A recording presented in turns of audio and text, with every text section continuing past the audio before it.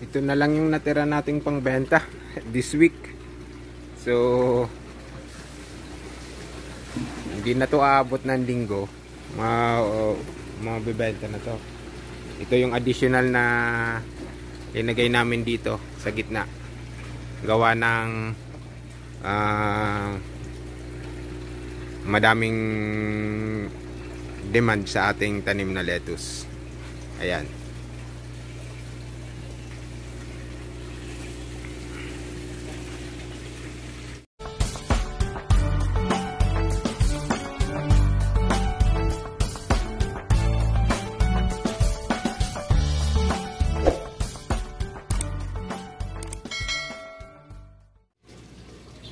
Isang pinagpalang umaga uli mga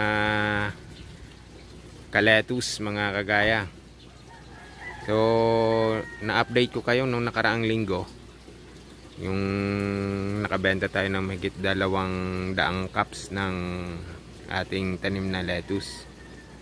So ngayon, di ba bakante na tong portion na to. Ito yung mga nakatanim dati sa gilid, linagay natin. Tapos yung kabila, di ba bakante yon. So nataniman natin uli sila ng mga panibagong punla. Ayan. Sa ganitong panahon at pagkakataon na maganda yung klima, so kailangan natin magtanim. Gaya nga ng nabanggit ko dun sa nauna kong video, na ang yung iba nagkakaproblema magbenta kasi gawa ng madami syempre yung harvest, kasi maganda nga yung marami nagtatanim, so nahihirapan magbenta. So may ginawa po kaming video about regarding kung paano namin i-market yung lettuce namin. Yun lang po yung ginagawa namin. So baka makatulong din po sa inyo yon. Kung may time kayo, balikan nyo po yung na-upload kong video na yon. Ayan. So ayan, nakakatuwa kasi nga samantalahin natin, kasi pag tag-init na naman uli, medyo pahirapan tayo magpunda at makuha yung size na gusto natin sa ating mga tanim na lettuce. Ngayon hindi naman po sa case ko po, hindi po ako nahihirapan magbenta ng tanim kong lettuce, kahit na nga marami yung harvest ngayon, kasi nga halos lahat ng growers medyo magaganda yung harvest nila. So kanya-kanya po tayo strategy. Yung iiwasan lang po natin yung tinatawag na price war. So yung pababaan ng presyo, kasi pagka ganun po, wala pong mananalo sa atin, pare-parehas po tayo malulugi kalaunan. So na-experience ko na rin po yan nung mga nakaraang taon. So may pumasok dito sa amin, kasi mangilan-ngilan lang din yung nagtatanim ng lettuce sa hydroponics dito. May pumasok dito yung mga binabagsakan naming tindahan o yung mga customer namin, talagang nagbagsak sila ng presyo. So hindi kumuha sa amin yung customer namin. Pero sa part ko kasi, kung ano talaga yung gusto kong presyo, yun ang ibibigay ko na presyo. Hindi po sasabay ako doon sa mga nagbabagsak ng presyo. So kalaunan din po, yung dati kong customer bumalik din po sa akin, kasi hindi naman na-sustain nung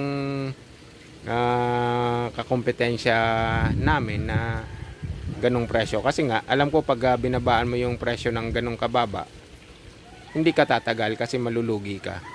So maaring ganon nangyari sa kanya, kaya hindi niya na masuplayan uli. So bumalik uli sa akin yung customer na yon na binabagsakan namin. Kumukuha pa rin siya doon sa presyong bigay ko, kasi nga hindi na siya masuplayan nung nauna. So ganun lang, ang kailangan lang po natin is pagandahin lang yung produce natin.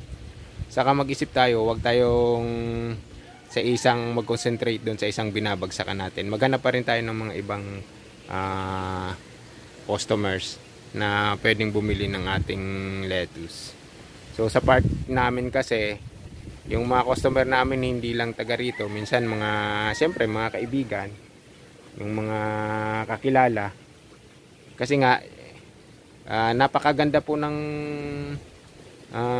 mga social media platform ngayon na pwede nating maibenta ating mga produkto. So kahit na merong magtayo dyan sa mga tabi-tabi nyo, kahit dumami kayong nagtatanim, hindi pa rin ho mahirap ibenta yung ating mga produce.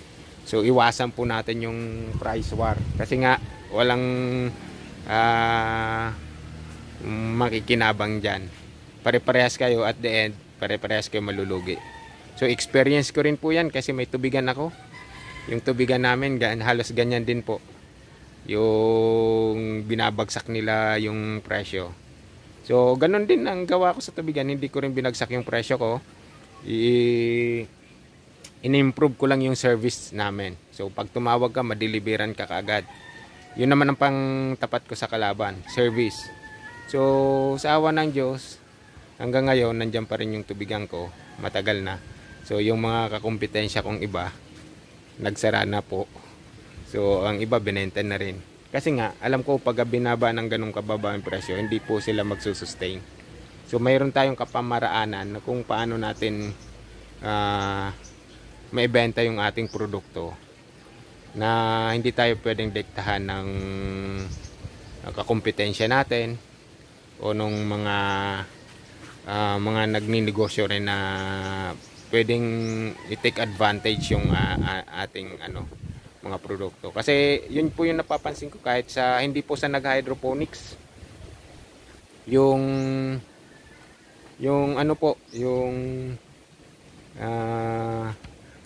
karamihan mga negosyante yung kumikita, yung farmer hindi. So dapat tayo yung nagdidikta ng presyo natin. Basta siguraduhin po natin na maganda po yung produce natin, pwede laban. Kasi ito po, nung nagtry ako, sabi ng iba, pagka sa palengke ka magbenta, hindi ang kalaban mo dyan per kilo.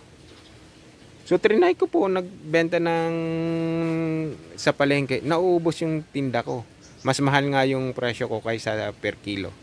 So mailalaban natin kasi yung quality ng produce natin, saka talagang fresh yung ating lettuce kumpara dun sa palengke. So marami pa nang bumibili, halos sold out din yung pagka pumesto po kami dun. Hindi po sa palengke, dun malapit lang sa palengke, sa tabing kalsada. Ubos po yung binepwesto namin doon. So hindi po yung presyo ang kadahilanan para hindi natin mabenta yung produkto natin.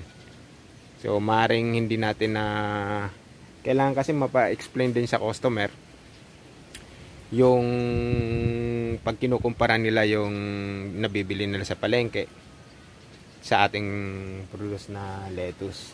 Yun po yung kagandahan. Kaya nga sa ganitong pagkakataon, maganda yung klima. So marami rin nagtatanim. So nakikita ko yung iba nahihirapan magbenta, binabagsak yung presyo. Huwag po natin gawin yan. I-improve po natin yung service natin. Maghanap tayo ng mga possible customer. Marami po tayong mapagbibintahan. Gamitin po natin yung mga social media platform. Kung mai-promote natin yung ating ang ating produce, ganun po ang gawin po natin. Kaya nga ito yung time natin para magpatanim ng madami. So kasi pag nag-tag-init naman, makakakuha pa rin tayo, makaka-produce pa rin tayo, makaka-harvest pa rin tayo, pero hindi gaya nitong maganda yung klima. So video lang ako ng biglaan nga, kasi nga natutuwa rin ako na ganito yung harvest natin.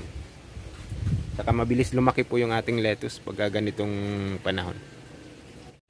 Muli, maraming salamat mga kagaya sa inyong panunood ang aking video. So ito yung ating red lettuce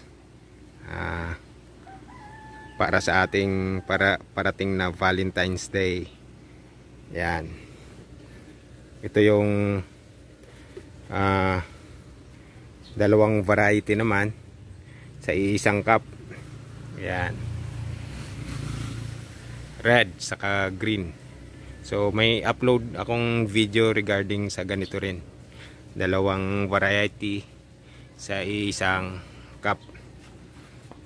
Muli maraming salamat mga kaletos, mga kagaya. And lagi ko pong sinasabi, mag-ingat po tayong lahat and God bless. Inaanyahan ko po kayo mag-subscribe sa aking YouTube channel. At kung nagustuhan nyo yung video na to, pa-like and share naman para mapanood ng iba. Ingat po tayo lagi mga kagaya and maraming salamat.